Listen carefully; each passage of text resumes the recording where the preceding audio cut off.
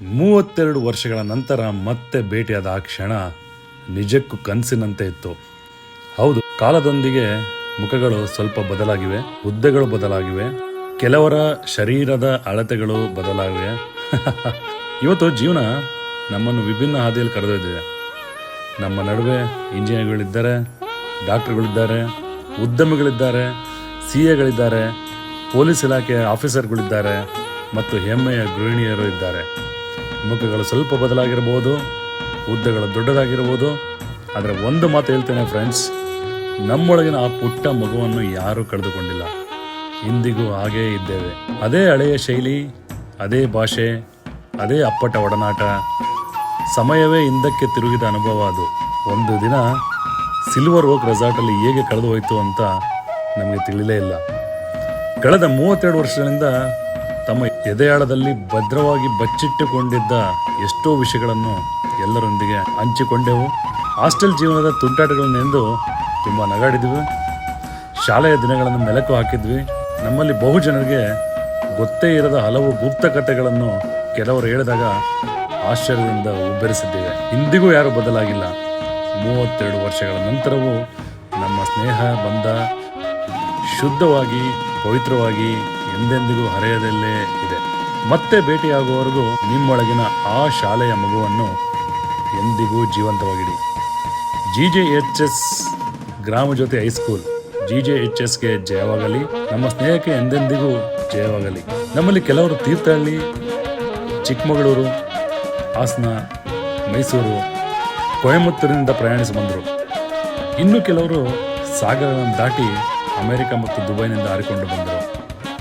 ಪ್ರಪಂಚದ ಮೂಲೆ ಮೂಲೆಗಳಿಂದ ನಾವು ಒಟ್ಟುಗೂಡಿದ ಆ ಸ್ಥಳ ಸಿಲ್ವರ್ ಓಕ್. ಮತ್ತೆ ನಾವಿದ್ದ ಸ್ಥಳ ಗ್ರಾಮಜ್ಯೋತಿ. ಆ ಸ್ಥಳ ದಟ್ಟವಾದ ಕಾಡು ಮತ್ತು ಪ್ರಸಿದ್ಧ ಲಕ್ಕವಳ್ಳಿ ಅಣೆಕಟ್ಟಿಗೆ ಹೆಸರುವಾಸಿಯಾದ ನಮ್ಮದೇ ಊರು. ಲಕ್ಕವಳ್ಳಿ ನಮ್ಮ ಮೂಲ ಬೇರುಗಳು ಇರುವ ಜಾಗ.